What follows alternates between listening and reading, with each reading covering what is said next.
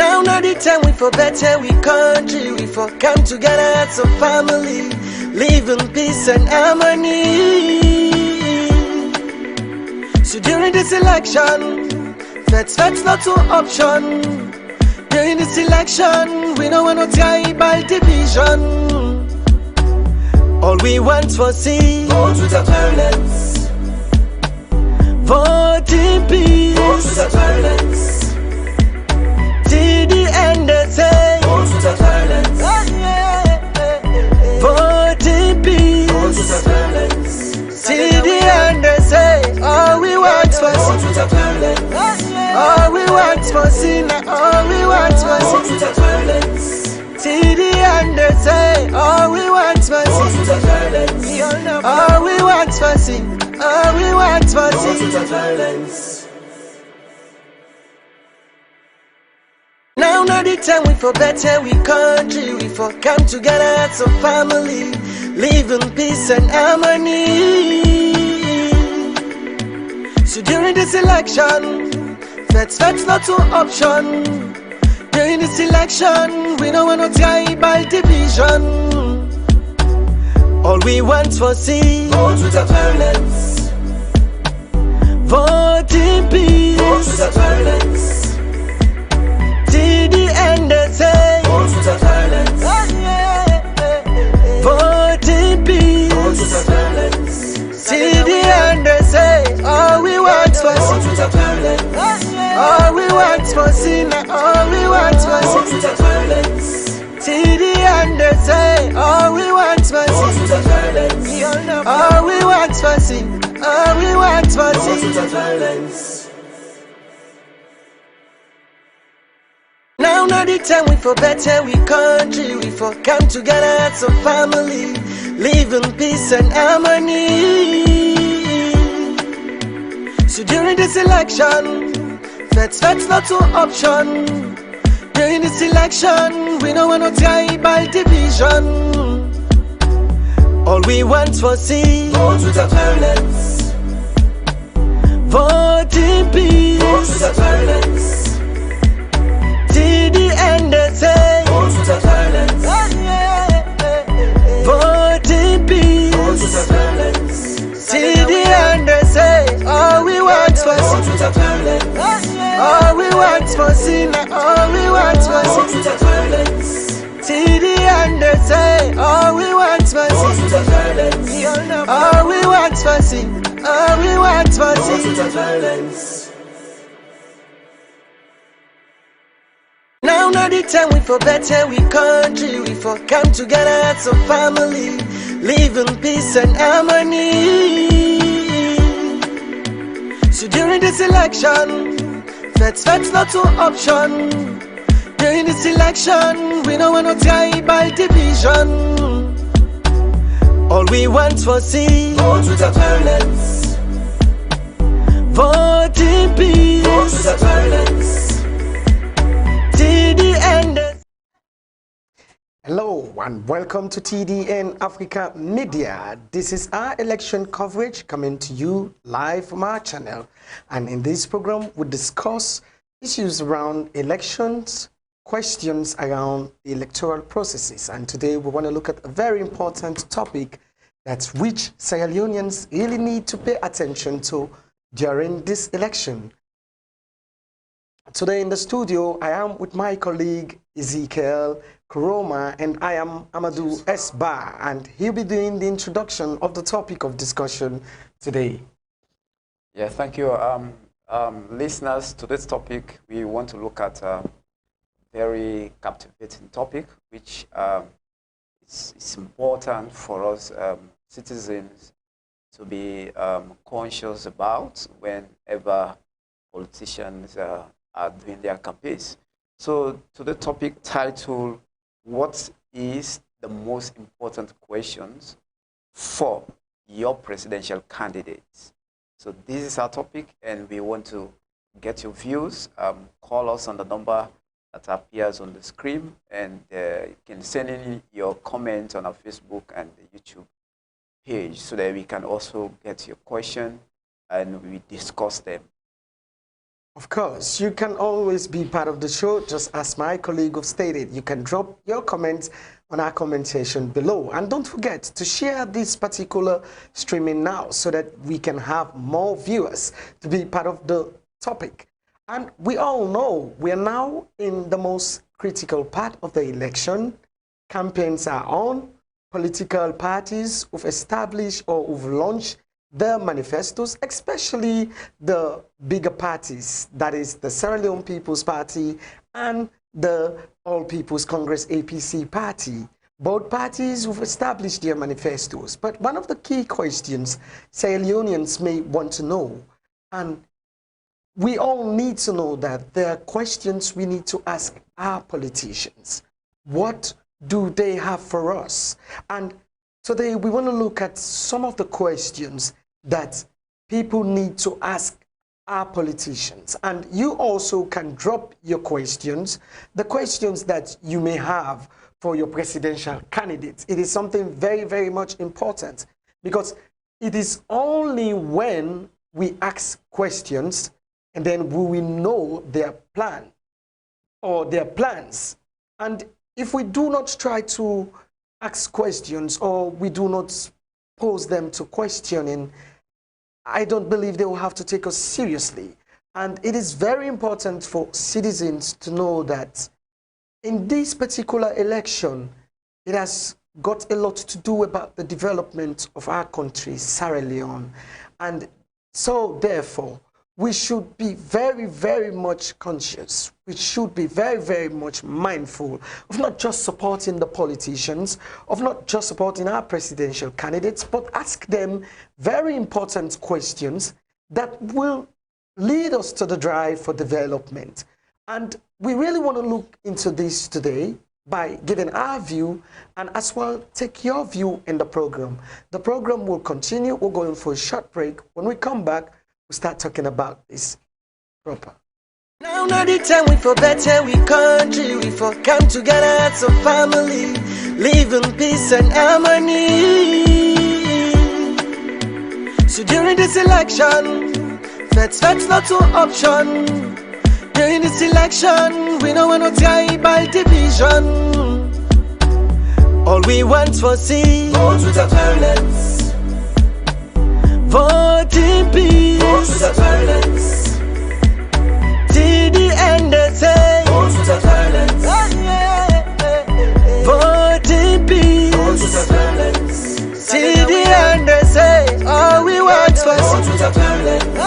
All we want for sin. All we want for sin. Vote without violence. Till the end they say, all we want for sin. Vote without violence. All we want for sin. All we want for sin. Violence.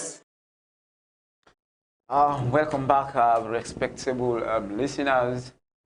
Like we say, you're listening to the program Election Coverage for 2023, and today's topic is asking a question that what will be your most important question to ask your presidential candidate? And so we'll be discussing several questions and just to help supporters to ask during the campaigns of these presidential candidates as they are going around the country to do their campaigns. These are some of the questions you may ask them, and once they answer them, it will help you to make your decision, your final decision during the polling day. And I have my colleagues and AMADU. So we are going to delve deeper into the topic. And AMADU, looking at this topic today, what is the most important question for your presidential candidates? You know, this one implies that it asks a question of the candidates of how or what are your plans he promised to do for his people when the candidate fortunate to be elected. Yeah. You know, so it also helps the supporters to take decision on whom to vote for, because if we have if you ask a questions that has to do with your future or has to do with the future of a country, and the candidates happen to answer that question correctly, then it helps you to make your decision wisely. Yeah. But so it's important that we ask correct questions. That's one thing, and know the questions we should ask our politicians. We should not have ask questions that are pointing to oneself or pointing to just to benefit yourself, but we should ask questions that has to do with our future, the future of the youth, the future of the women, the future of the children, and the future of the country. Yeah. And so whenever we ask such questions, I think politicians will take us very serious, because the manner in which we may ask them questions will actually inform them that, oh, my people are actually aware or know what is going on, so I should not joke with them. You know, so like, let's look at the first questions and see how we can able to discuss it, yeah, so that our listener can also benefit. So one of the questions will have to do with what is your vision for the future of our country, and how do you plan to achieve it? So this could be a possible question Sierra Leoneans will ask the SLPP candidate and the APC candidate. Yeah. You know, to tell us what will be the future plan for this country, and how did they plan to achieve it? Yeah. Yeah. So, what's your take on this question? I mean, to give a premise to this particular question, it is very important in this particular periods in our political landscape for people to understand that they need to ask critical questions, questions that will influence development, questions that will keep our leaders on their toes, because we don't want to just elect people that we do not have the opportunity to meet with them, to sell their ideas to us, and to tell us how they plan to develop our country. So first and foremost, every citizen must have this in mind, that especially when it comes to campaigns, these are the times which we should be very much critical about what we say to these politicians, the questions we ask them, because I believe by the questions we put forward to them, they know the seriousness that is in us as citizens, yeah, when it comes to development. Now, just as you've suggested, you cannot lead a country if you do not have a vision. Sure, that's sure. You should have a vision for that particular country that you want to lead. And I believe there are various types of leaders, but God does not choose someone to lead without a vision. Sure. So it is incumbent on any presidential candidate or whosoever is vying for any position, as long as it comes to, or it has to do with leading people, you should have a vision. Because it is only when you have a vision that you take development to the people, and you'll be able to get the people to be part of the development as well. Sure. So for a leader to just come forward without a vision, I don't think Sierra Leoneans must buy into that. When once you come, you think you want to obtain power, not using the I don't know how to put it, but let me just say, you want to use the back door for you to get into power without a vision, and then you get the nation doomed. And over the years, we've seen people voted for leaders without vision. And sure, that has been the great problem in this country, because we've not been checking out people who come forward and say they want to be our leaders. We've not been checking their visionary plans. What do they really have to offer? We really need to be looking at most of these things. If someone comes without a vision, I believe the country is doomed. Sure, sure. In my opinion, people must ask this question. And the vision must not just be the one of explanation, but let it be something that comes with plan. Sure, sure. So that comes in the plan. Yeah. You know, how do you plan to achieve? Yes, you don't want to develop a sense of unrealistic. Unrealistic expectation in the minds of citizens, but tell them what they would be seeing from your leadership. What route do you want to take the country from? Where do you wish to put the country? And these are the things people need to pay great attention to. It's not just to come and tell them about your tribe, or you come and tell them about your region. Sure. And Sierra Leoneans really need to pay attention to these things. If we just select our presidential candidates based on our tribes and our regions, we are not helping ourselves. Rather, we are creating a recipe for chaos and divide in the country, which we do not deserve as a country for now. Yeah. What we deserve for now is that we need visionary leaders to come forward, lead us with genuineness, lead us in sincerity, lead us in credibility, lead us in accountability.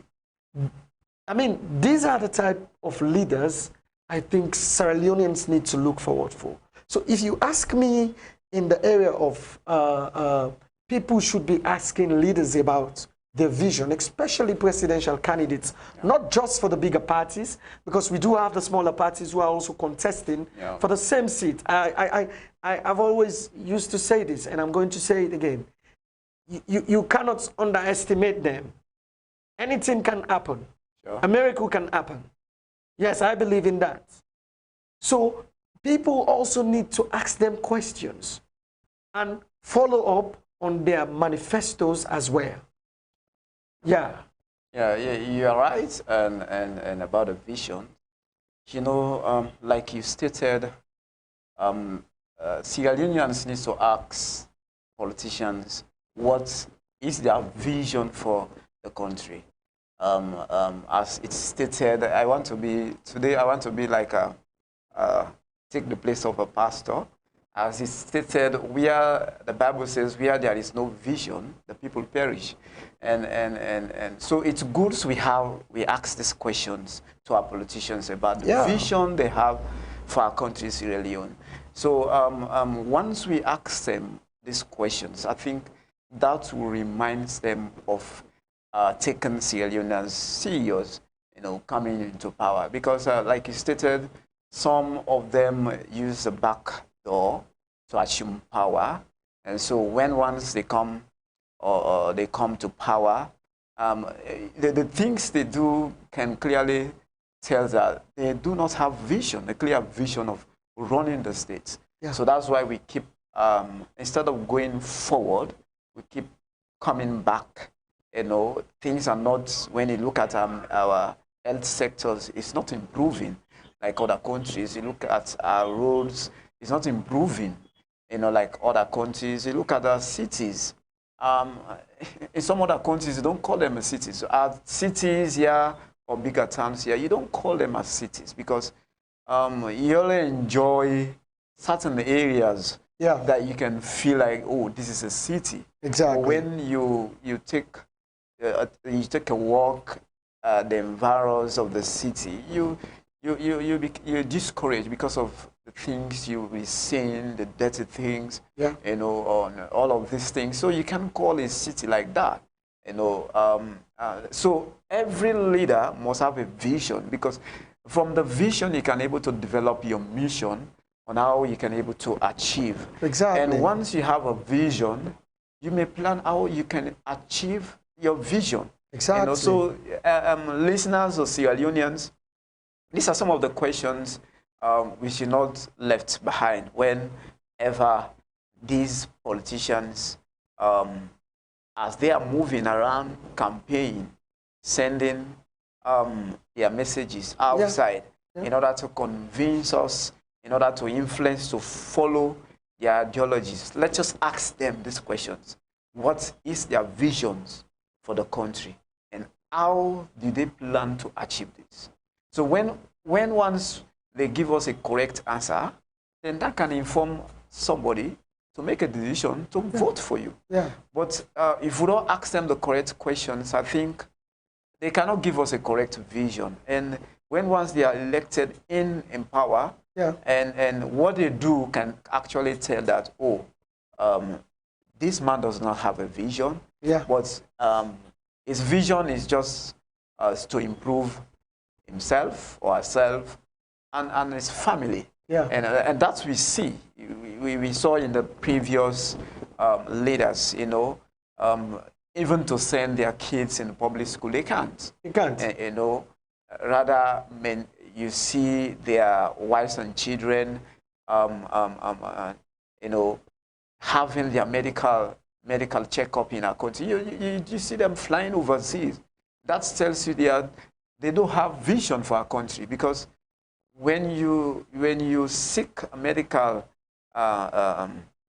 care in another country, live in your country, that means you don't have vision for your country, because there is no vision in your manifesto in order to improve the medical care in your country. Yeah. So let's ask them the questions. And what is their vision for the country? Yeah, and when you spoke about the health system, and this is what I was going to suggest as a question to viewers, that when these politicians come to you, one of the questions you need to put forward is, how do they intend to improve on the healthcare system in our country? Yeah, sure.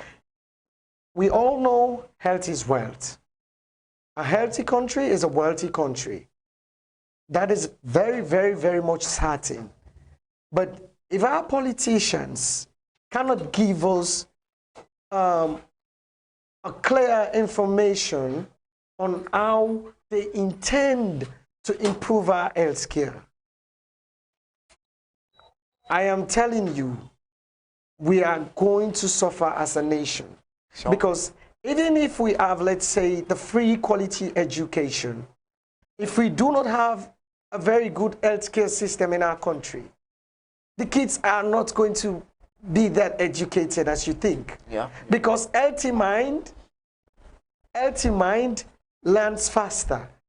If one's mind is very much healthy and a healthy heart, that person becomes a very smart individual. Sure. But if we do not have a very good healthcare system in the country, and then we are yet to develop as a nation, because our safety comes first as citizens. Sure. So, and therefore, we should put forward these questions about our health system. Every politician that comes your way, you need to ask them this question. Because the sad part of it is that we are now in the 21st century, in this day and age of technology.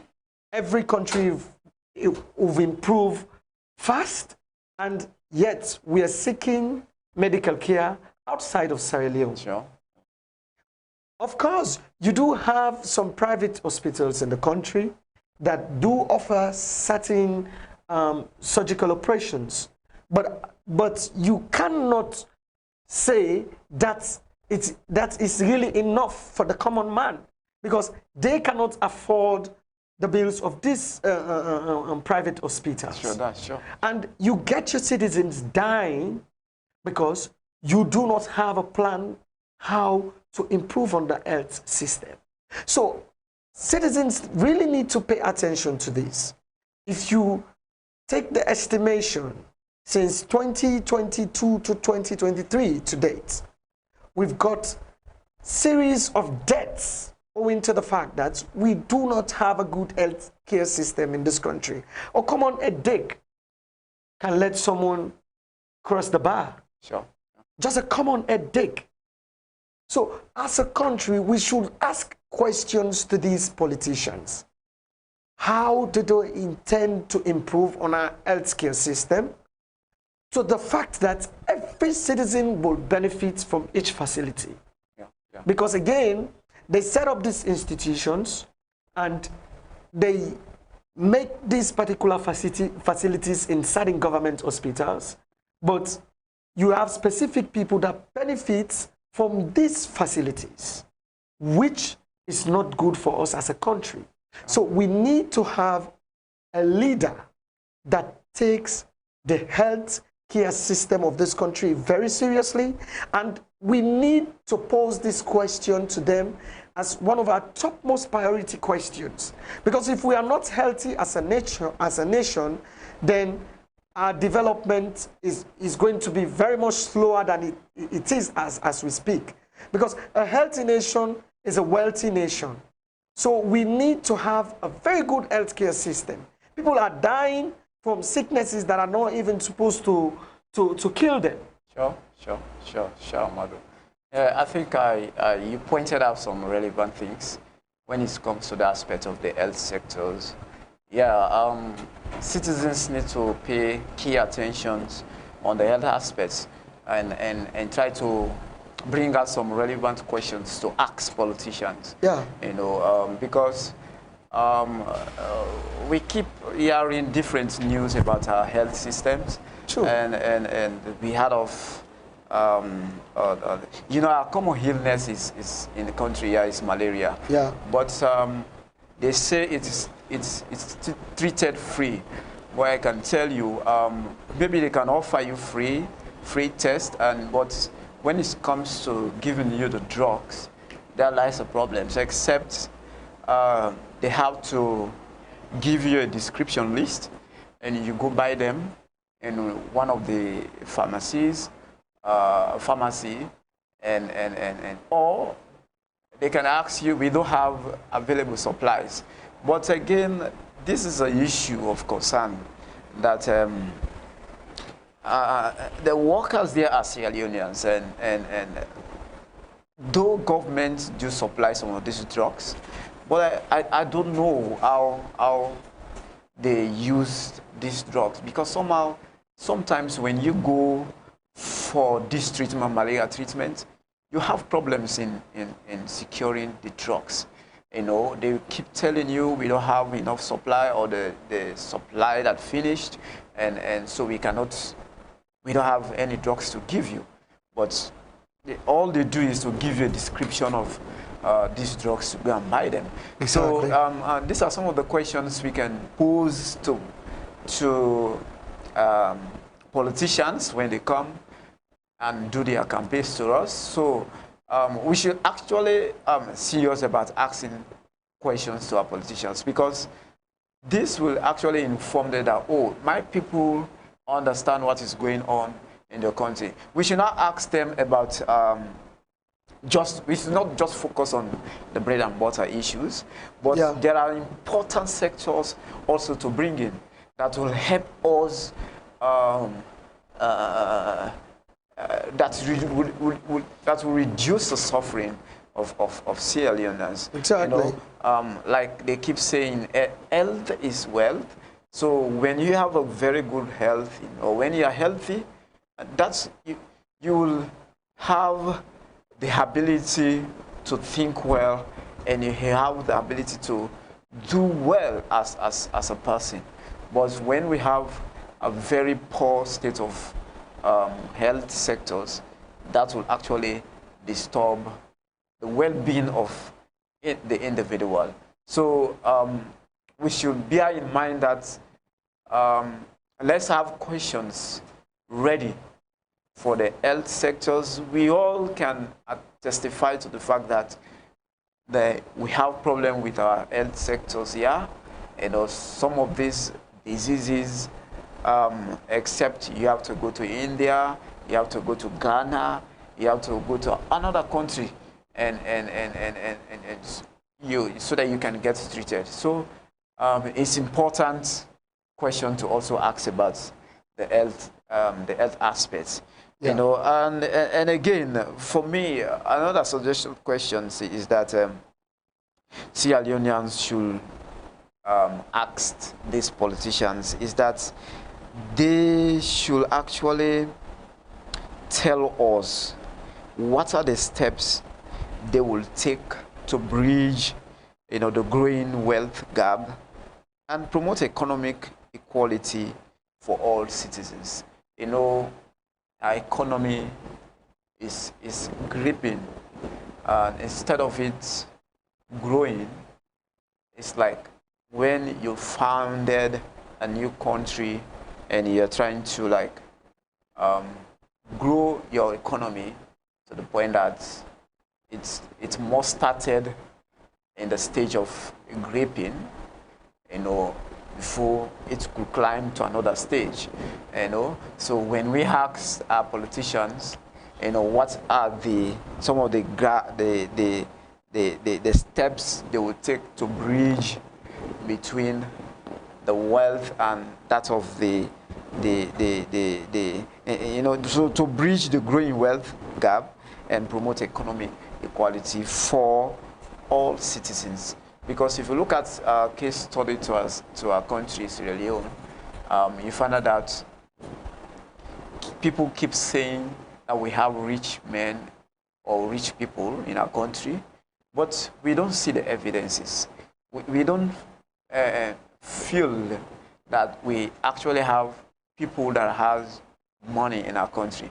Because what can show that you have money is when you actually provide or give back to society that you have what you have worked for. Let's say you are a billionaire and you have accumulated a kind of wealth, and people want to see actually whether you're a rich person. Yeah. By you giving back to society. Well, if you take a look at our country, that is not so. Yeah. Because you can stay together, you can live together with a rich man who has money, and you can find out the street or the drive that person living, you know, the road is not good. Yeah. You know, and whenever we have rains, you find out for a vehicle to access that road, it's very difficult. Yeah. But there we have rich people who can even afford to make that particular road. But we don't have them. But people do discuss them, that we have people that has money in our country, but we don't see that evidence in the lives of the people. Because what they're supposed to do, they don't do them. Rather, they intend to invest their money in another man's country, which is not good. You know, that's why we see Sierra Leoneans are very greedy. I can use our adjective, because with all their wealth, they just spend it on girls and moving out the girls around the street, around, you know. But to help the young people, to help the youth, they can. So and it's good that we ask them how they can able to bridge that gap in order for all Sierra Leoneans or all citizens to like feel that, oh, we are okay, our economy is actually doing well.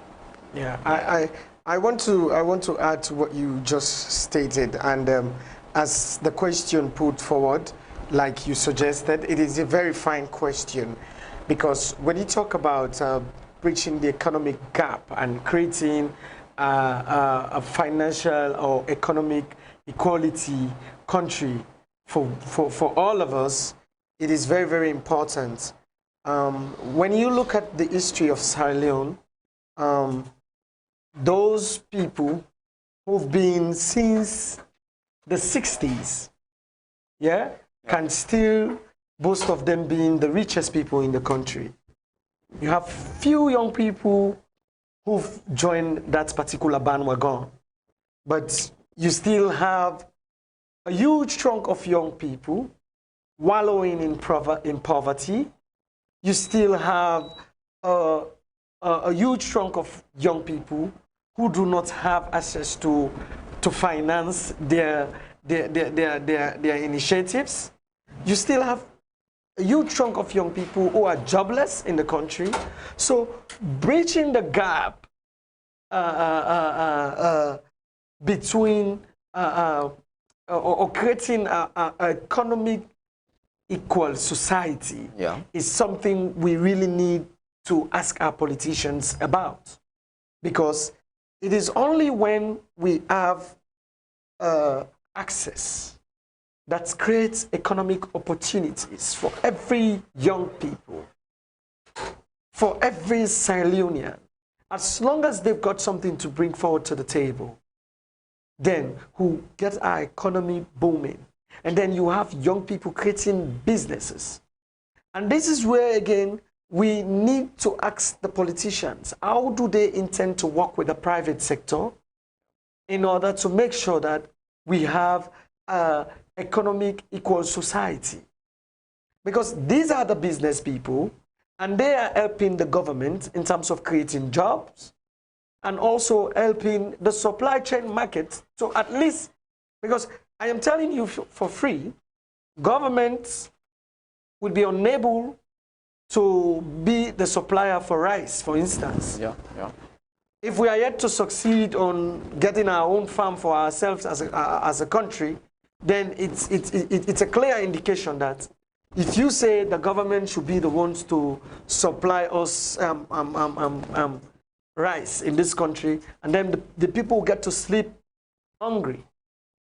And we don't want that kind of situation for the country. So they also need to create that financial environment for these people, especially the private sector, in order to bridge that inequality that is in our economic sector. You have young people who have ideas. That is why also our politicians should think about investing in innovation. Nowadays, young people want to be more smart with technology, and young people are technology savvy. And it is something that we can harness as a society for the betterment of our country.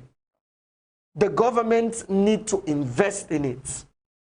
Give the enabling environment to private sector partners for them to as well invest. You have people who want to establish institutions that will create economic benefits for young people in this country. But when they come with their ideas, wanting to be part of the system, they want to corrupt them.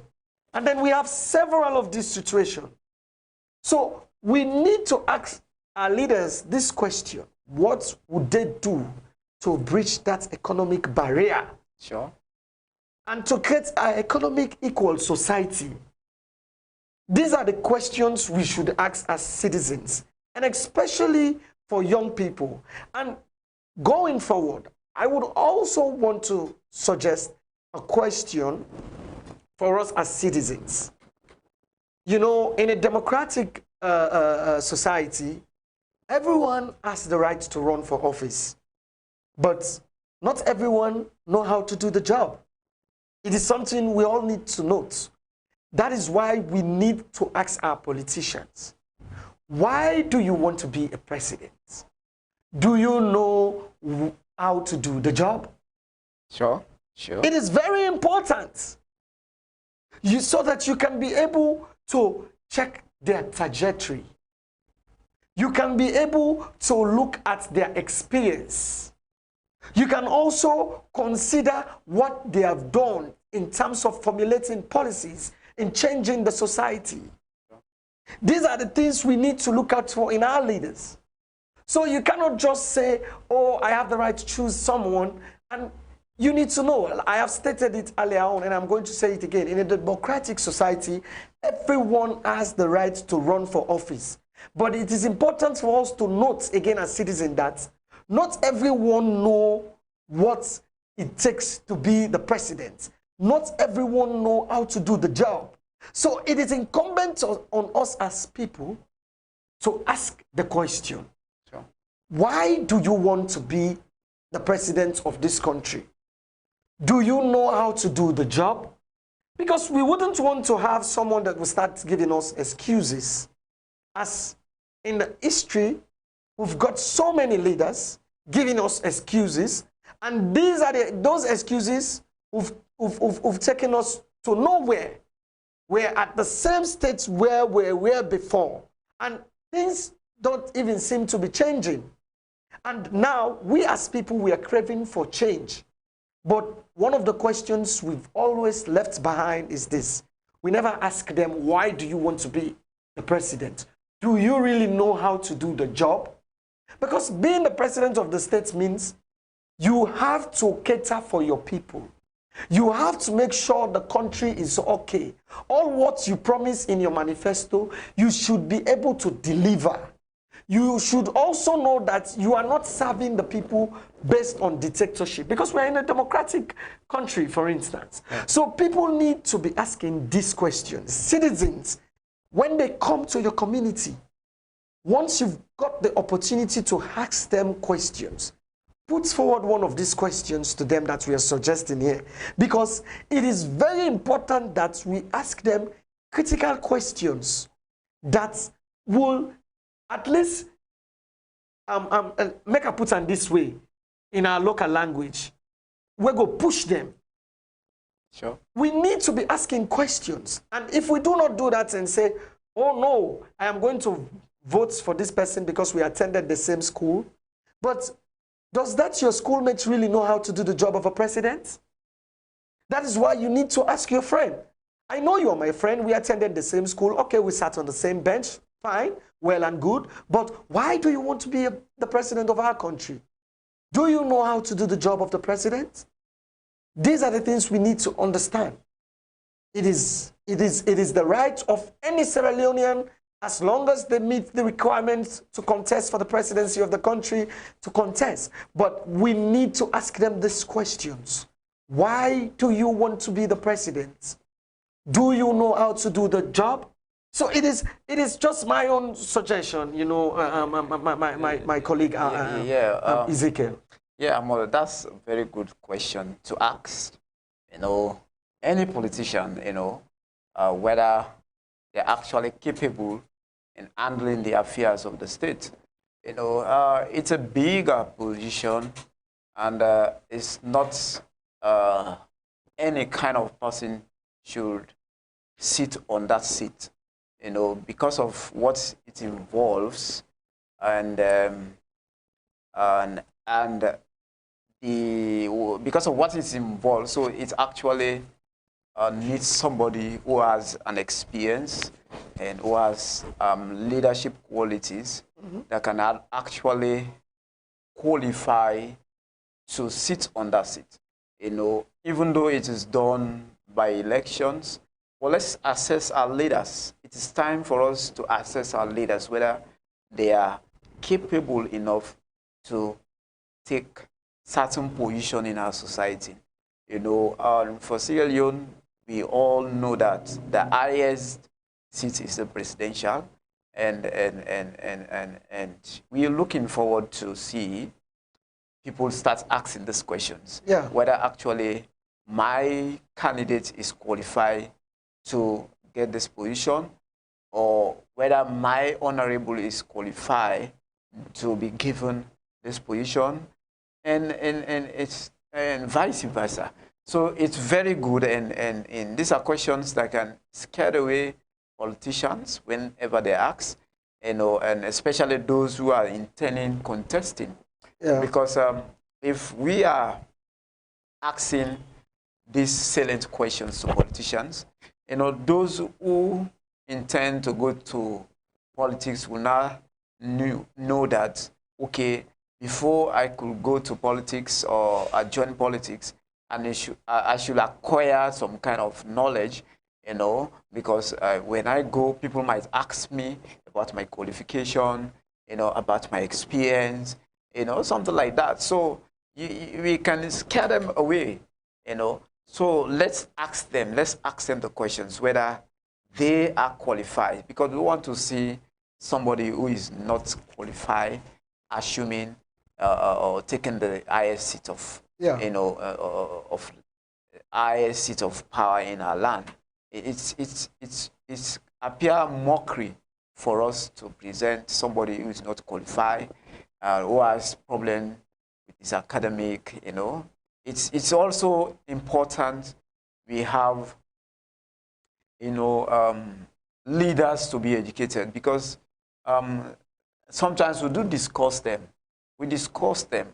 This is as a well-educated person. This, he knows what he's doing because of the experiences or what they have underwent. Sometimes people can admire them. And if we look at the other countries, what is going on, you see their leaders are well educated, and when they stand to address the people, you feel relaxed, because whenever they talk to you, I think you can tell yourself that, okay, this person knows what he's talking. True. They don't just rely on people writing them scripts and to come and say something, but people should see the evidences while you are talking, So qualification is also matter, I can recall when I was in my junior school, I aspired for senior prefect, the school prefect in my former school, and I just attended the school. I did not attended my JSS1 in that school. Okay. But yes. So I started attending when I promoted to JSS2. So JSS3, I also contested for the school prefect. What happened here? Because of I did not attended the school at JSS1, so many students look at that as a qualification, exactly, or as a criteria to fulfill. Exactly. So at the end of in my process of campaigning, my friends that they should vote me in, and so reasons, and I can provide leadership. I can do this. I can do this just to promote, the students and see how they can able to get things done whilst we are in school, and final, when it is the time for elections, and they voted in their friend, who has attended the school from J1 to J3, so I was okay. So the guy actually won you by home advantage. Yes, he's been home base. Yeah, exactly. So my friend won me, and I was defeated in the elections. So, but I was consoled because of I know my vision of going to school, and so we continue our learning. We study for the exams, the Becker exams, and the guy is. What happened? It can surprise you that the guy is just focusing on his position, going around, and attracting women, and staying around the classes, bluffing and something like that. And whilst I was busy studying, so when we sat to the exams, could you believe that the school prefect failed the exams? So everybody was surprised. Everybody was saying, hey, why don't we vote for this guy? Why don't you? Are we actually looking for, why don't we voted for this guy? And now we voted for for this person, and even to pass the Becker, he can. So that is how it happened. So at the end of the day, the prefect failed the Becker, and he repeated. And I continued my education. You went ahead. Yeah. So that is it. So sometimes many of the leaders who voted in, at the end of the day, they fail us. They fail us because they don't have the ability to actually, lead the people. So that is it. So if you look at my friend as an example, he doesn't have the ability to actually lead, the school, as a prefect, because he failed to realize that I should also work hard to achieve my academic, because that's the biggest thing, that's the biggest goal. They're just giving you the opportunity to like represent your friends in school. That's whatever matters arise, they will consult you or they will talk to you. True. You know, when the teacher wants to talk to you, they pass through you. You know, something like that. You know, so that is also happening in the political field. That sometimes these politicians who voted in, actually they don't have the ability to lead the people. You know, once they are given the power, they tend to hold on that power, going around. They love to be called Mr. President. They love to be recognized. They love to be, you know, appearing in ceremonies. They love to be traveling. We can see something like our president now. They love to be traveling. Hey, Mr. President is traveling tomorrow. Mr. President is leaving the country. You know, they love to be, you know, recognized in most occasions, you know, leaving their job. You know, so it is good that we assess our leadership. Our leaders that are contesting, you know, positions, you know, in the political field. Let's look at them, whether they are capable enough to contest these elections, you know. And again, before I can give you a way to talk, I traveled back in my hometown 2 months ago, and I happened that one of my friends contested for a honorableceship, and I learned that when we are in school, this particular friend became dropped out of school, and to my surprise, that he contested for honorable, you know. And I understand that he does not even went to university level. And this is the guy that wants to contest for honorableceship. So you can ask the question, does this guy can able to actually represent his people in the parliament? wherein and he can speak confidence when academically is not qualified. And also, so it's very good questions you come up to ask our leaders whether they actually qualify for the job. You know, in running some of these positions. You know, it's good. Education can help you because you can be confident enough to like allow you to think out of the box, to be look at issues, you analyze them before you can say something. You know, all that can help you when you actually went through academic process, because most of the subjects we are doing actually allow us to think out of the box, you know, to able to analyze issues. So it's paramount, you know, looking at the qualification of leadership. No, it is. It is very, very, very paramount, and it is something which we should not toy about when it comes to asking them questions. Excellent. And again, before you propose a question, I just want to suggest another very important question again to our viewers. And don't forget, you can also be part of the show by sending in your text message, or you give us a call and tell us what is your question, your most important question that you have for your presidential candidates for the June 24th, 2023 election. It is important that we ask critical questions. You are watching TDN Africa Media, and this is our election coverage program. So, as I was saying, Ezekiel, now, when you look at our economic situation, and especially when it comes to the area of taxation, it is very, very key. And then if you also look at government expenses, it is also very, very key for our leaders to be questioned about. So in my view, once these politicians come in, we need to ask them this particular question. What do you think about taxation? And what do you have to say about government expenditure? And apart from that, you have to ask them, what will you do about taxation, and what would you do in terms of cutting down government expenses?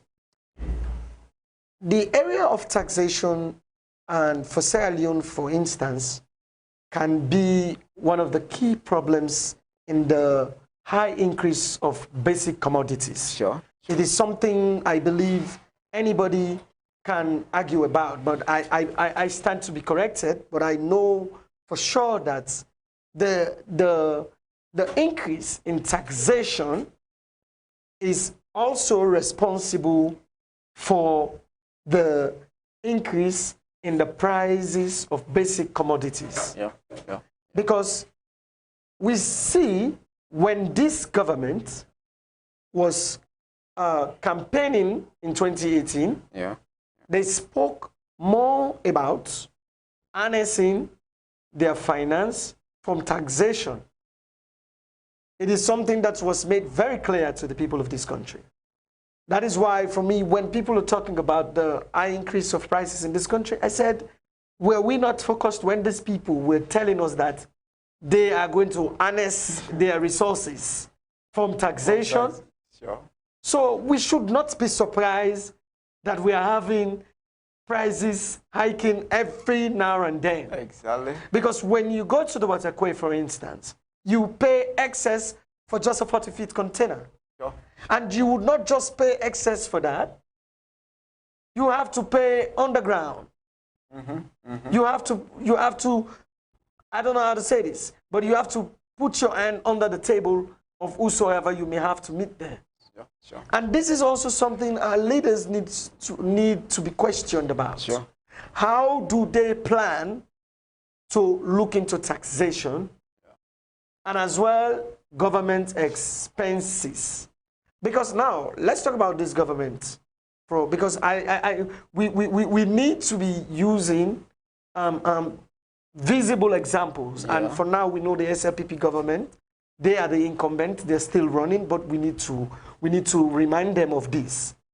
Sure. We did remember in 2018, they campaigned around excessive expenditure. How the government was spending excessively on things that were not necessary. Sure. The president was traveling here and there. But we saw when this government came in power, the president, just in 3 years, traveled out of this country, yeah, than the former president. Sure. Just in 3 years, which is very, very ironical to what they campaigned against. Sure. They said the past government had over-bloated cabinets. And now we see the over-bloated cabinet we have. Sure. Over 20-something ministers, over 25 ministers. New establishments. New establishments. Sure. And all of these things are some of the issues that you can say are also eating into the growth of the country's economy. Sure. Because the little we get, you have a set of people want to share it amongst themselves. Sure. Some people will start saying, oh, government have to create jobs for citizens. It's not about creating jobs for the citizens, but you're creating job, paying just one individual. Yeah. Yeah. 50,000 leos a month. 50 million in the old leos, just for one individual a month. And these are the same people that are in those offices that they pay these wages. They go ahead and corrupt those institutions again. So therefore, it is very important during this time for us to be critical as citizens, to ask these presidential candidates what's their plan about taxation and what's their plan about government expenses. Because we wouldn't want to have a case where we have a document leaking out saying just the presidency we've spent over $1 billion in a year. And if you look at the poverty rates in the country, once you look at the way government spends money, you start asking yourself certain questions. Does the government really care about the people of this country? This is why the people need to ask politicians about this. What's the plan about taxation in the country? And what's the plan in terms of cutting down government expenditure? Because it is not really helping the situation. Sure. See, both of them, most of them are driving in SUVs costing over $200,000. Sure. In a country that you have a population that cannot feed themselves for a day, and you have people driving in over $200,000 vehicle. Sure. So these are the things we also need to ask our leaders. They always say this: Sierra Leone is poor.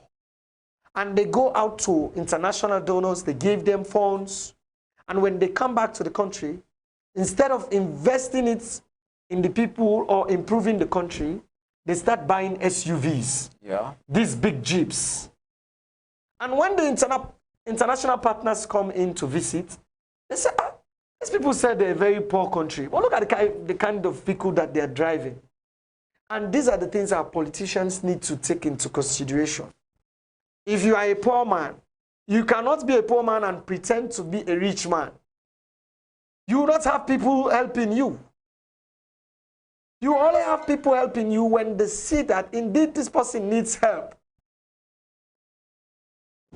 You are saying your citizens, and yet you don't think about cutting down on taxation on certain issues. Every other day we'll hear you talking about some subventions that you give to certain institutions, and these are not the things people want. When you go to the business people, when you speak to them, they tell you about the tax. Sure. They tell you about taxation. Sure.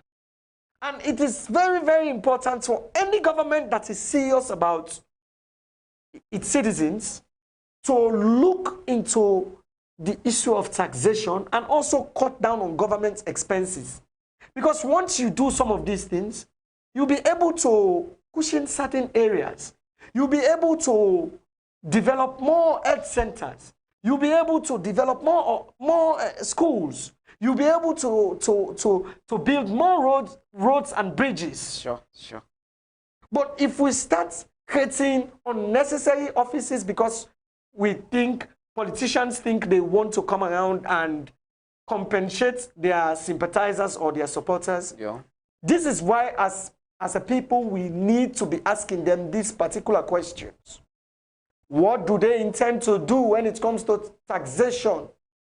What's their plan in terms of cutting down on government expenditure? It is not helping the country at all. Ezekiel. Yeah, I think you also point out some relevant questions to ask about taxation. It is because of the high level or levy tax on these business people, on these entrepreneurs, or whatever you call them, contractors, or so. That's why things, the commodities are very, very costly. Yeah. You know, but I could remember it has now come to a time we are in. People actually enjoy communications. Exactly. You know, because of the services these business people provide to the customers. Exactly. You know, take a look at the communication aspects like AfriCell and Orange. You know, they do provide for their customers free calls. You know, and they have other services they call Cola on weekends, which you can just subscribe 5 leons new morning, and 5,000 leons the old leons. You know, so you can communicate for the rest of the day before. In fact, you cannot finish your 5 leon you spend. Because the services started at 12 and 8 ends and 12 p.m. So the customer enjoy. But the sooner we have a change of government, wow. Like he said, they promised that they are going to get their funding, so their resources from tax. They're going to make their money from tax. And we see it happening. We see it happening. They cut down all these services just for them to get what they want from these business people, you know. And once that's happened, so what do people do? You know, they take out their services. They begin to cut down some services the customer enjoy.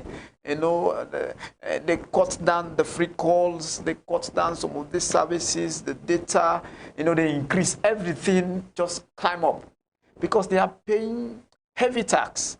You know, so and you cannot run a business and you are not realizing profit at the end of the day. True. So you risk in your business, and that will lead to a close down of your business. So when you ask me to pay 10,000 loans, and I make a profit of, I usually make a profit of 10,000 loans, and I can change the price. Yeah. You know, I can change the price. So citizens, Sierra Leoneans, let's just ask them the question of how they are going to address the issue of taxations. Because we actually have people, investors, that want to invest in a country. But the issue of taxation, sometimes they drove them outside. Yeah. We don't have good electricity. We don't have good water supplies. So if we have a heavy tax levy on these investors, that can just, continue to drive them out. Yeah. Because when they came to our countries, they have to prepare for electricity. They have to sometimes dig boreholes so that we can have good water supplies. You know, there are a lot of things that we cannot provide. So if we levy the kind of tax they can able to afford at the end of the day, so that their business will not run to a closure, I think that would be fine.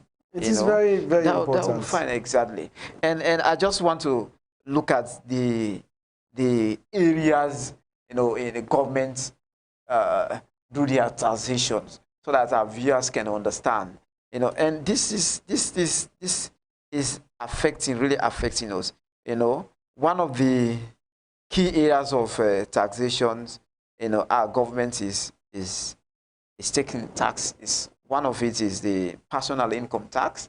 You know, just imagine how many Sierra Leoneans are working. You know, at the end of the day, you have to pay personal tax to the government. Yeah. And you should pay it. There are some cases you need to provide your tax information so that your case can go through. You know. And they also tax us they also levy tax on corporate income tax, you know, corporate income tax, you know, which involves in something like 30% of what businesses are generating at the end of the day.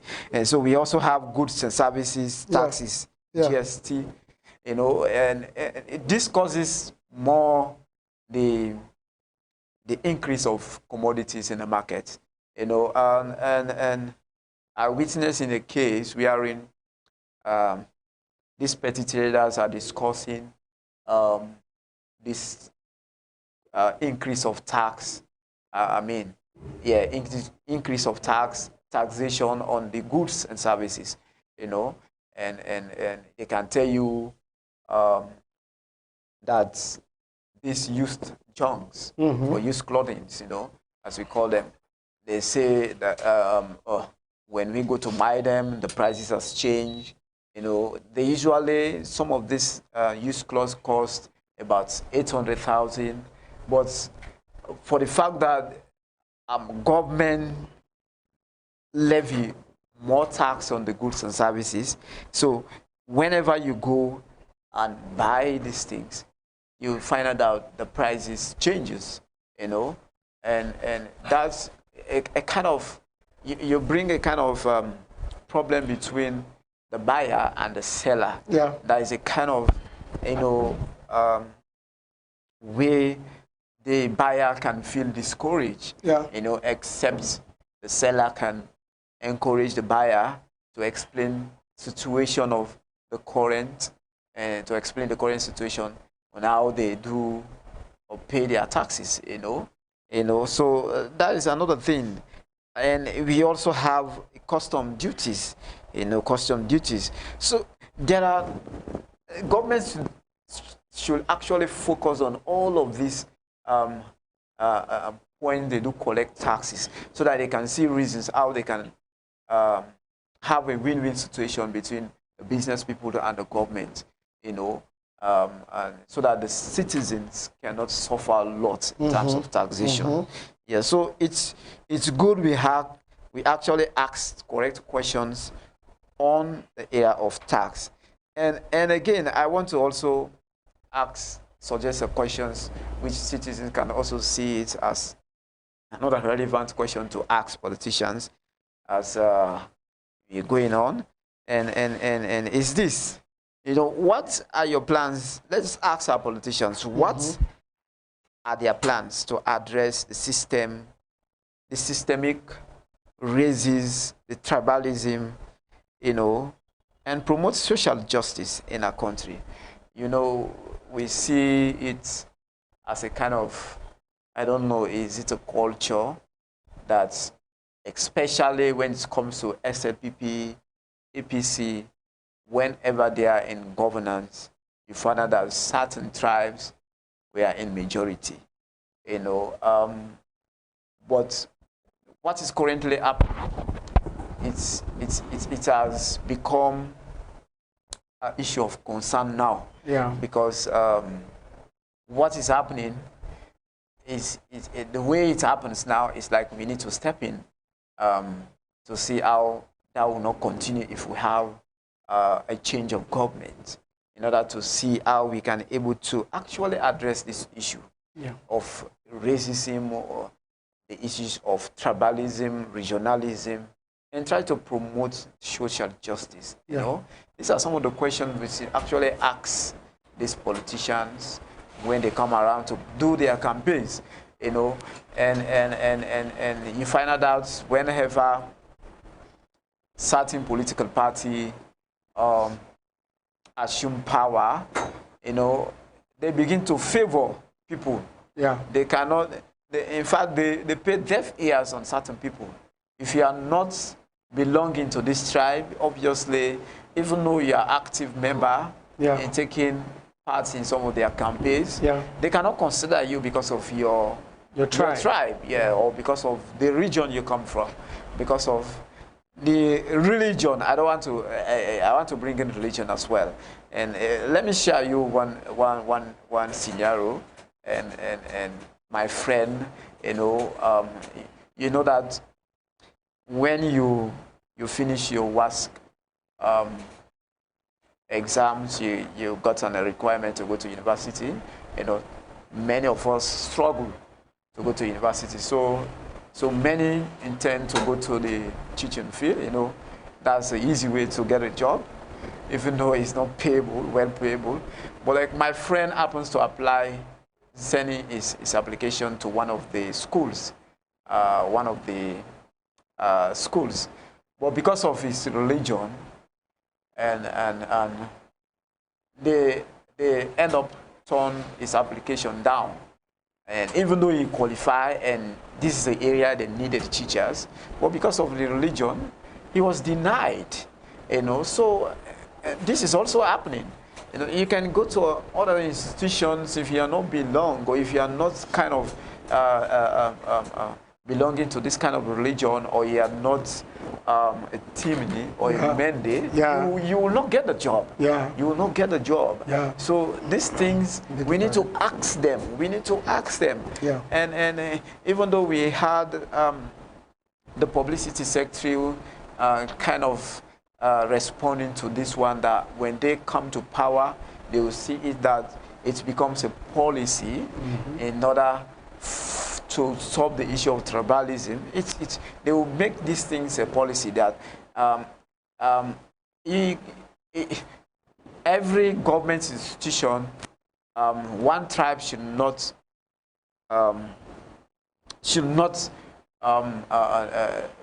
serve as a majority in that particular institution, or should not amount to like 25% of the tribe found in a particular government institution. And we are looking forward to that. That's another way to cut down the issue of tribalism. Let's say, for instance, if you have the Ministry of Information and Communication, and you find out that the staff, if you analyze the staff at the Ministry of Information, you find out that when you check the tribe, it's going to be equal. That's good. Or you find a lot of tribe working for under the Ministry of, of Information. It gives confidence to the customers. True. That when you go, you happen to meet your tribe, your tribe man or lady, then you can converse or you can serve as a way to help you out. Yeah. But in an issue or in a case wherein you find one tribe occupying that kind of organization, for your business to go through is difficult, especially if you are not belonging to that particular tribe. True. So the issue of making tribalism a policy statement so that one tribe cannot dominate another tribe in certain positions, we're looking forward to that. That's very beautiful. But again, let's continue to ask them, how they are going to work on the issue of tribe and make sure that they promote social justice. Yeah, and if in addendum to what you've said, it is very important for us as citizens to know that for us to harness development, we must come together as a nation, leaving behind our tribes, our region, and to some extent our religion as well, because my brother spoke of that, and I also want to agree with him, because Sierra Leone, when it comes to so many other things like entertainment, to be specific, we're always united. Sure. When it comes to sports, when it comes to witnessing musical concerts, we're always united. Sure. But one of the things that normally divides us as a nation is politics. And this thing about tribe and region have long existed with us. Sure. It is deeply rooted into our political system. And politicians have seen that as a loophole in order to get the people convinced in order to vote for them. Sure. I cannot tell you the history about that, but I do believe there is a history to that kind of political practice in this our country. Sierra Leone is still struggling as a country to move far away from the parochial system of politics. We are still practicing as a nation. Sure. We are practicing democracy. Because where there is democracy, people don't talk tribe. Where there is democracy, what people talk about is about uniting the people. Sure. And it is good that the politicians, who've started accepting the fact that Sierra Leone is divided. And it is incumbent on them, it is their responsibility to say to us, the people, that we agree that there is a divide in this country. And we, the politicians, are the ones responsible for the divide in the country. Sure. Because if they take responsibility, they will try to work on their messages. What they tell the people when they go to their communities. They leave their tribes out and make sure they speak about how to be a patriot for Sierra Leone. But let me tell you something. The problem with Sierra Leone is not only with the politician. It's not only with the politicians, I beg your pardon. Okay. It is also with us, the people, the common man. You need not to be my tribesman for me to vote for you. Sure, sure. You need to be developmentally oriented for me to vote for you. Sure.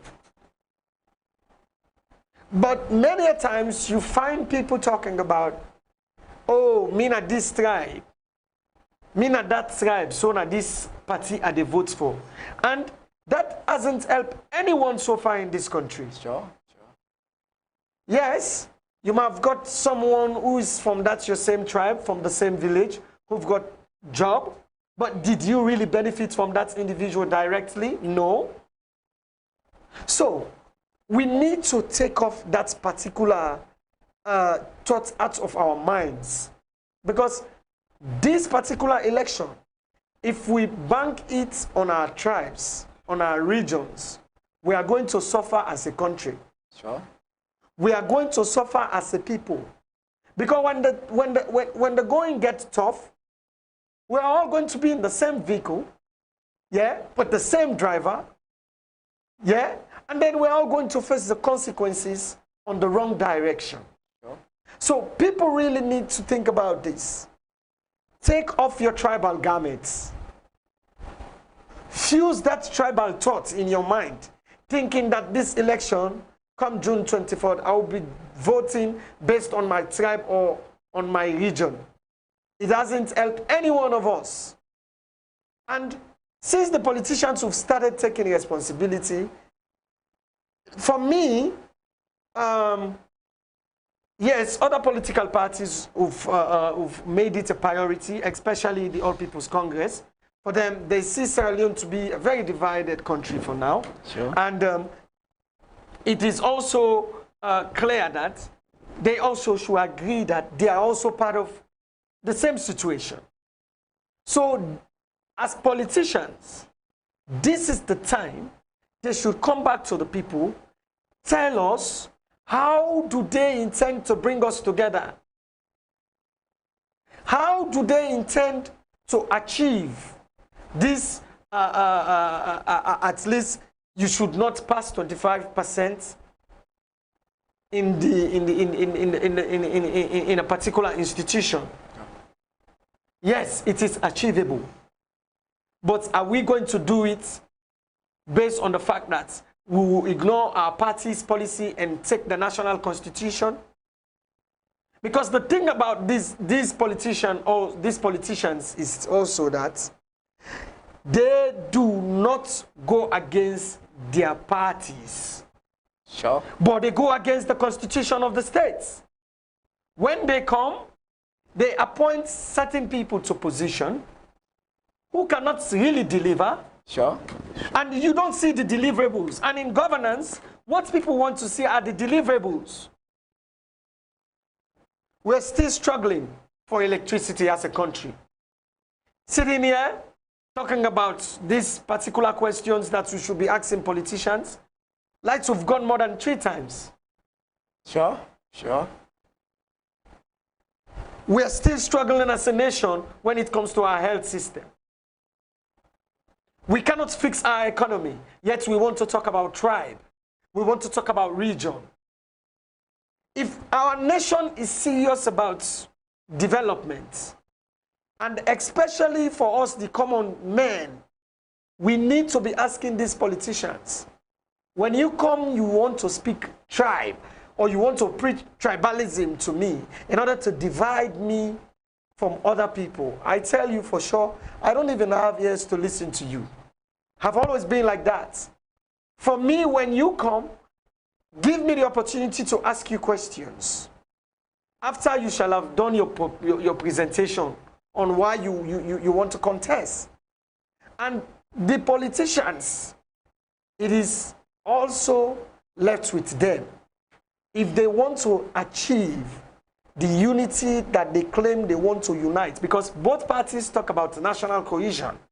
SLPP did, and then the APC also did in their just launched manifestos. They all did.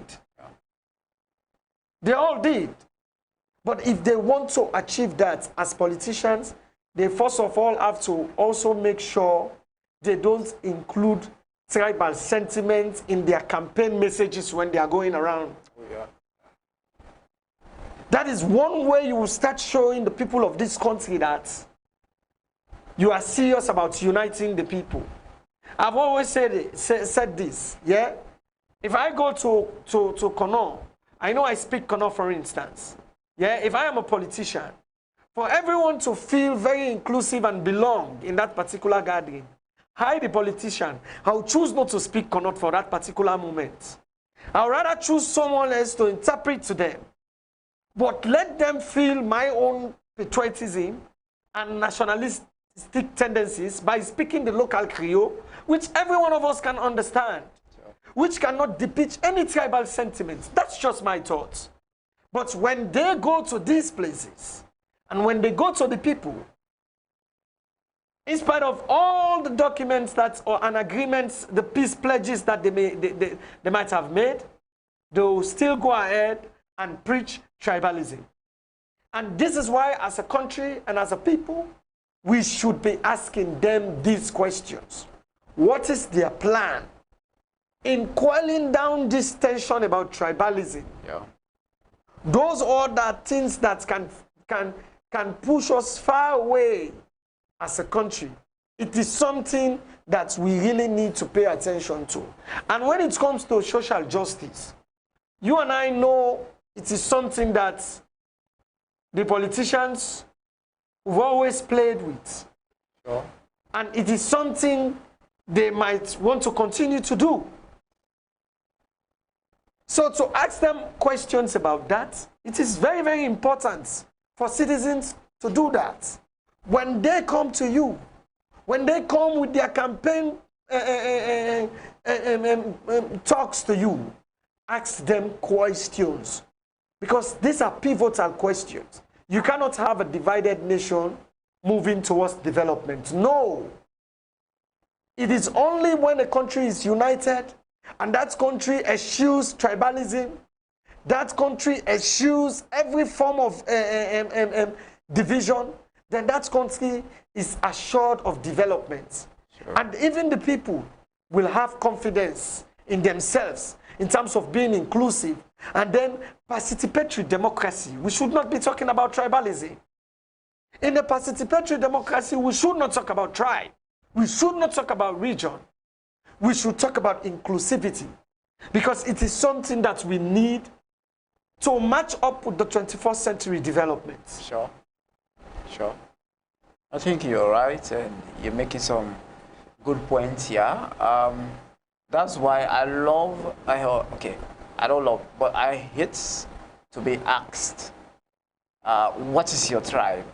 I hate to be asked that question because I don't want to be identified by my tribe. I want to be identified as a Sierra Leonean. Yeah. So I really hate the question of that. You know, especially in a job interview. I was once asked the question, what is your tribe? So you see, and did you not ask the person again what has your tribe got to do with the job? I need a job by then, so I kind of said, well, I'm kind of related to other tribes, but I kind of tell the person my tribe, my father speak, you know, but I hate to be asked that questions, you know. So Sierra Leoneans, it's good sometimes to be asked, you know, these politicians, how they can do about this tribalism thing and this regionalism and this, you know, other things, so that they will not left us in a room we are in. There is always quarreling, there's always fighting, you know, amongst us. And I can tell you, they are in the better positions. Once they were elected in some of these positions, they are safe. Very safe. They can travel every day to overseas to seek for medical. They can travel every day to overseas. They've all got diplomatic passports. Go for shopping. We see them going outside to shop, you know. And we are buying the used clothing. So you see, we suffered. At the end of the day, we suffered. We voted them in, and in return we suffer, and they enjoy, because African politics, I can tell you, politicians do not suffer to work for their citizens. You know, instead, the citizens suffer for them. You see them, you see their guard, their bodyguards, they suffer. They work faster to open the door, the vehicle doors for them, you know, handle their bags, you know, even answering their call, pick their phones. You see them going there and there, you know, so they are opportunists. They see the job as opportunities for them, so they make use of that. Yeah. So if we are not kind of judgmental in letting them in for coming to serve the nation, we suffer at the end of the day, you know. So and again, in as much as we're very close to the closing time, the time, I want us to also look at the issue of, because this is very key, you know, and how do they plan to address the pressing issue of climate change and ensure, I mean, sustainability for the future of Sierra Leoneans, you know. Yeah. You know, climate change is a global issue now, and if care is not taken, it's actually going to destroy a whole nation, because it's key. You know, one thing about nature, if human beings tend to fight with nature, we endanger ourselves. You know, what God has created, we should actually take our time not to destroy it. Exactly. You know, whether our waters, the land, the trees, these are all natural things created by God. Once we tend to destroy them, we have the repercussion. Yeah. We have negative repercussion on them. Yeah. So I think this is also a very good question to be asked them. Yeah. You know, what plan do they have in order to see they address climate change, you know, in our country? So, no, yeah, as you stated rightly, climate change is a global issue, and it's a global call, and it is something everybody needs to pay attention to. Yeah. And then we need to do it wholeheartedly in order to keep our environment protected from natural disasters. Sure. And we've always seen several signs of that, and we've had several challenges around that. We've seen significant possibilities of that so far. Yeah. And therefore, as a society moving forward, we need to have leaders who can think about protecting our environment in order for us to not have climate degradation, in the sense we have to have a climate being as it is not supposed to be. Yeah. We've already started seeing that. Now the place gets hot. You know, when you really want to sleep at night, it's very difficult. Sure. During the raining season, you start feeling some signs of unfortunate things that we do not have normally in this part of the world. But the issue of climate change is really a thing of concern. Sure. And for our leaders, this is something they also need to consider. And as a people, we also need not just to ask the leaders questions as to how they intend to make sure they put plans in place in order to save us from climate issues, and in order for us to have our environments protected. We also, as citizens, have a role to play. Sure. By staying off the things that we get our environment polluted, or our environment degraded, or our environment dilapidated. We need not to be doing some of these things. We really need to pay attention. Now, when you go to the streets of Freetown, everywhere is littered.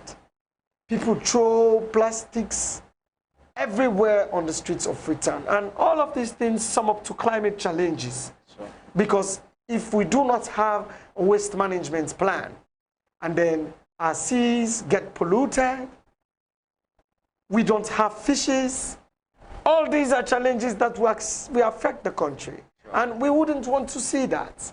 So for the sake of the people of this country, the politicians have to come out with a plan or say their plans to the people of this country. And for us, the people, we should be asking them around that.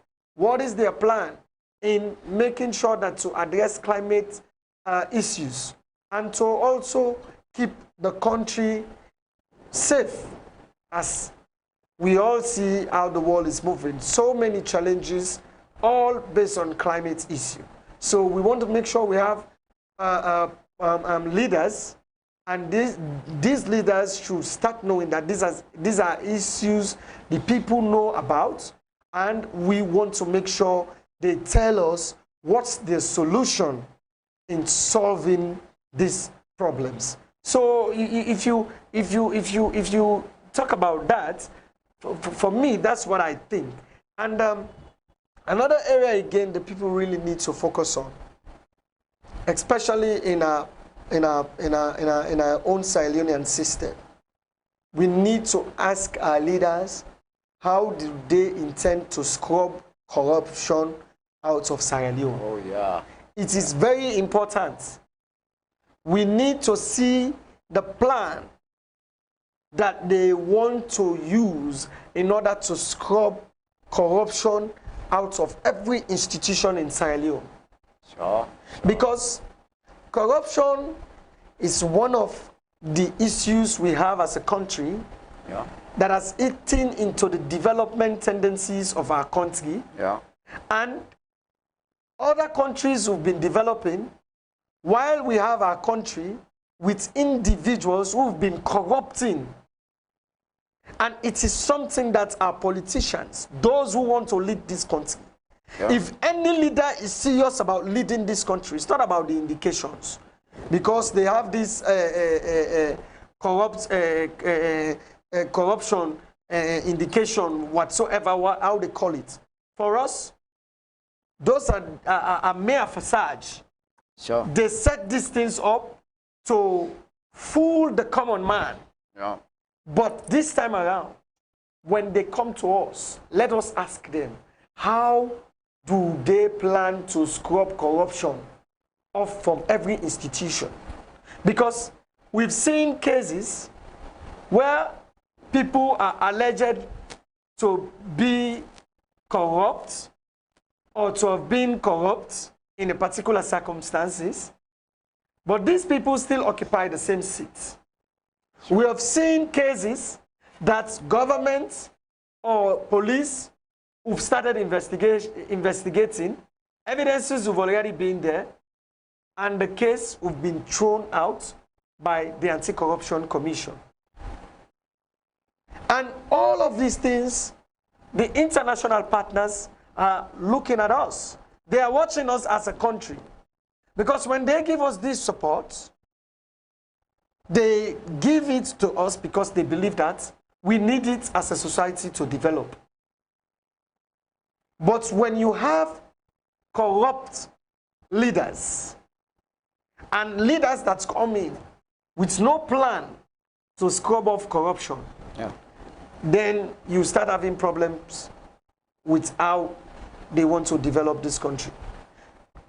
Our anti-corruption law, when it comes to asset declaration, still has a provision that says the assets of the president cannot be disclosed to the public. Does that speak to transparency? No. No. We want to see leaders who will say, no, I want my assets to be declared publicly. The public should know how much I have before I came as a president. Sure. How many houses have I built before I turned to president? How many cars I have? Where are my children living? What are they doing? Your businesses. These are things we need. So we should ask this question again. In scrubbing corruption, you first of all have to start with that. As a president, will you be willing to declare your assets publicly?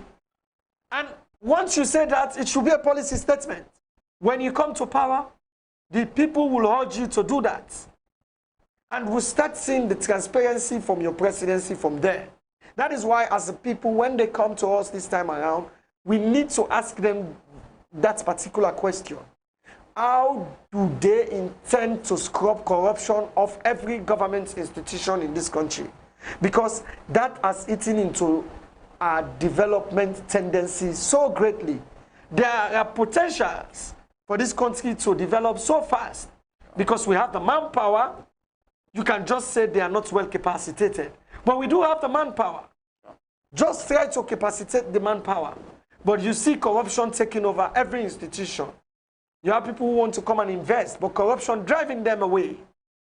And it is something our leaders, whosoever want to rule this country, if you really mean it, and if you're serious about ruling this country, you must be serious about fighting corruption. And you should do it by not unpicking. Right? Yeah. Because if you start unpicking those you're going to investigate for corrupt practices, then you're getting it wrong. No one is against the law as long as it comes to corruption. When once a leader is suspected to be a corrupt person, let that person face the full consequences of the law. And a corrupt person should be exposed. Sure. Sure. So our leaders should come with a plan. And for us as citizens, that important question that you may want to put forward to our politician should be, what would be your plan to scrub off corruption out of every government institution? All right, our viewers, if you're just joining us, the program you're watching is Election Coverage, coming to you on TDN Africa Media. We've been here talking about what important question do you have for your presidential candidate for the June 24, 2023 multi-tier election. We're going for a short break, and when we come back, we're going to wrap up the program. Now not the time we for better, we country, we for come together as a family, live in peace and harmony. So during this election, that's not to option. During this election, we don't want to tie by division. All we want for see, vote without violence. Vote in peace. Vote without violence. TDN, vote without violence. Vote in peace. Vote without violence. TDN, all we want for see, vote without violence. All we want for sin, all we want for sin. TDN, all we want for sin. All we want for sin, all we want for sin. Now not the time we for better, we country, we for come together as a family, live in peace and harmony. So during this election, that's not to option. During this election, we don't want to tie by division. All we want for see, vote without violence. Vote in peace. Vote without violence. TDN, vote without violence. Vote in peace. Vote without violence. TDN, all we want for see, vote without violence. All we want for sin, all we want for sin. TDN, all we want for sin. All we want for sin, all we want for sin. Now not the time we for better, we country, we for come together as a family, live in peace and harmony. So during this election, that's not to option. During this election, we don't want to tie by division. All we want for see, vote without violence. Vote in peace. Vote without violence. TDN, vote without violence. Vote in peace. Vote without violence. TDN, all we want for see, vote without violence. Vote without violence. TD and they say, all we want for Vote without violence. all we want for all we want for Vote without violence. Now not the time we for better we country, we for come together as a family, live in peace and harmony. So during this election, that's not an option. During this election, we don't want no tribal division. All we want for Vote without violence. vote in peace. Vote without violence. TD and they say, Vote without violence. vote in peace. Vote without violence. TD and they say, all we want for Vote without violence. all we want for all we want Vote for without violence. TD and they say, all we want for Vote without violence. all we want for All right, welcome back, respected listeners, to the program Election Coverage 2023.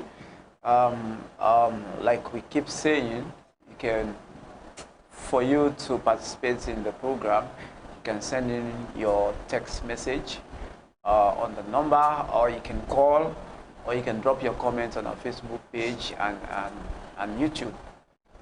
So, as we are about to end the program now, so AMADU, we've discussed a lot about the questions on the questions to ask a presidential candidate, which will actually create a benefit for Sierra Leoneans to get or to know how they can be able to take good decisions when it comes to voting this presidential candidate coming June 2023. So once you get very good questions to ask the politicians, and the politicians provide you the correct answer, by so doing you can have a good decision to make. So it's good citizens, Sierra Leoneans, fellow Sierra Leoneans, to be asking good questions to presidential candidates, to your honorable, to the councillors, to your mayors, who are actually aspiring for this position in this election coming. So I think in as much we are about to conclude the program now, I think it's good, like we're talking about the corruption, and an issue in our country. If you look at Sierra Leone, Sierra Leones keep recording low ranks in terms of the corruption index. We keep having issues of corruption, and which has affected our economy because of corruption. It has. And we can also lost the trust in the international investors because of the corruption issues that are popping out every day. In our country. So corruption does not only affect our economy, that's one thing, but it affects our trust also as a country, because I cannot have I'm a businessman or investor, I want to come in Sierra Leone to establish my business, and there is this corruption thing going on in the country. So I can endanger my business. So the best I can do is to just look for another place to establish my business. So corruption is bad. It's very bad. It's true. And currently the way corruption is going, it's like we want to see corruption as a good thing, because if we are in governance, we want to tell the people that for the fact that we are in governance, we are free to corrupt. We are exempted in terms of corruption, because we see issues of corruptions alleging to the current government, but they are not taking actions, you know. All of a sudden, we see that there is a complete silence over the alleged corruption issues, you know. We see, like I keep telling listeners, that we see the African press, you know, bringing out issues of corruption almost every day. Yeah. You know, but the government is not taking serious. Yeah. You know, in fact, they have paid deaf ear over the Africanist press.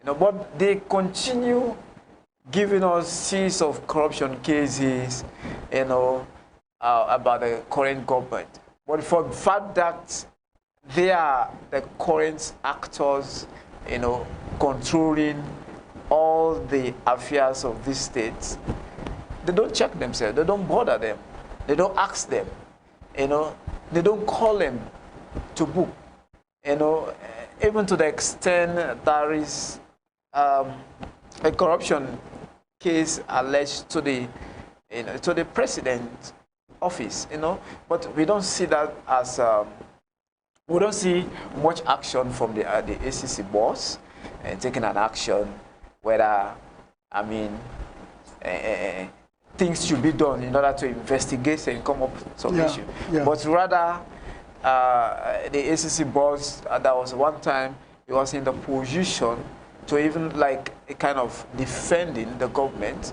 that this is what's happening and this is what's happening, you know, which in some cases is not a person should do that, you know. So like we are not actually taking corruption in Sierra Leone very serious, you know. As long as you are in the aim of affairs, you are controlling the states. You can be corrupt. Yeah, you can be corrupt and you are not accountable. Yeah. In other words, you should not be checked, but rather going for the opposition, you know, every day behind or panting behind the opposition on what they have done, but failing to realize that you yourself are also involved into corruption. That's why the issue of blocking leakages is not kind of seen evidence, you know, but rather some people have the saying that instead of blocking there are more leakages. Yes, they have open streams now. Instead of leakages, now we have streams. Now we have streams flowing in terms of corruption. Yeah. You know? And you cannot compare leakage. Leakage can just be a smaller hole. Yeah. Wherein there is a little bit of water coming. It can be sorted out. Yeah, it's coming from a particular place. But now it's a stream. It has become a stream, which is very difficult to amend, because you cannot stand. If let's assume a heavy rain pouring down, you cannot bear standing in the middle of the stream. Say you want to cross over, you know, it is not possible. The water will just flush you out. So this is what is happening. The ACC cannot even stand against what is going on. Yeah. Because if he dare stand, you know, against what is going on, and it's going to be flushed out. You know, so the best you can do is to just watch and see what is going on. You know, maybe sometimes you want to take an action, but it can, because of the kind of corruption that is flowing. It cannot stand against it, because those that it did not expect, they are doing it. Yeah. So how can it stand?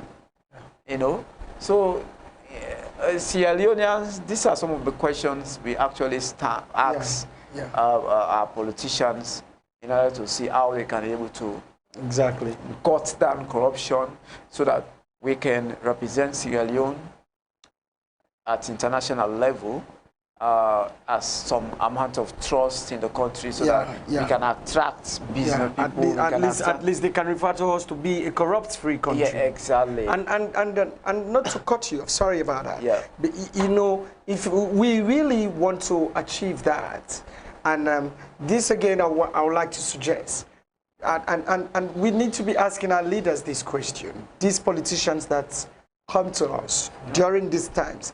we need to ask them, would you be inclusive? Should you succeed becoming the president, or should you become the mayor, the councillor, the member of parliament? Because if you are inclusive, right? If you are very, very inclusive, you start running away from corruption. Sure, sure. Because this issue of the winner takes it all is what makes corruption very, very permanent in our society. Because I appoint you as my friend. I know you're suffering. I want you to come and amass so much wealth. Yeah. I appoint you to a certain position. I know it's a very pivotal role. I say, you know what? Get yourself rich and make sure you protect me in my own corner. Sure. And it is not helping us as a nation. Sure, sure. It is creating more barriers. It is creating less opportunity. Sure. It is eating into the fabrics of our development plans. So this is the reason why we need to ask our politicians, how inclusive do they intend to become when they come to power? So that they wouldn't just come and appoint their friends, whom they will see corrupting everywhere, but they cannot hold them accountable. Sure. And it is very, very important that we have leaders who are very inclusive, thinking about the development of this country first, putting the interest of Sierra Leone first, making sure that corruption or the fight against corruption is treated with utmost seriousness. Sure. Because it's not like we're not fighting corruption. We do have international partners who are always investing into the fight against corruption, especially with the U.S. Embassy in Sierra Leone. They've always helped us with funds in order to fight corruption in this country. Yeah. Yeah. But we still have, we've done so many things. We've done the pay no bribe campaign. We've done so many strategies we've come. But you still have the issue of corruption, discouraging citizens who want to come and help with development. That is why during these times, when they come to you, one of the most important questions, we're just suggesting, you may have yours, but let this be part of the questions that you will have to ask them. How inclusive, Sure. yeah, do they plan to be when they come to power?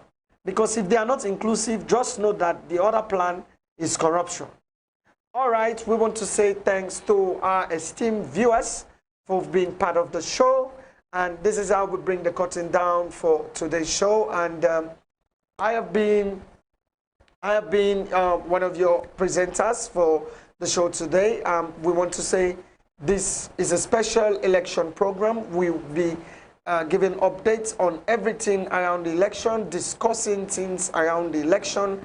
And we do have different people coming in to be helping us in discussing these issues that we may be talking about on the program. My name is AMADU Esba. Till we meet again, I want to say thank you for being with us and bye-bye for now.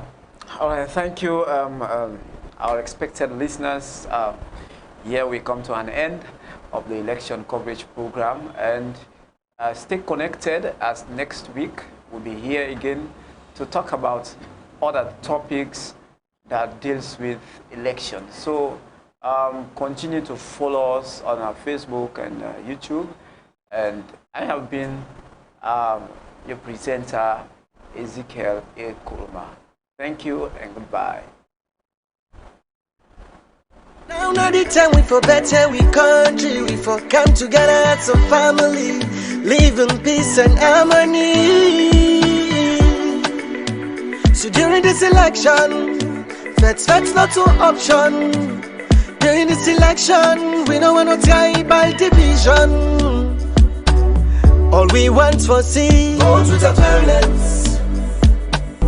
Vote in peace. Vote without violence. Till the end they say, vote without violence.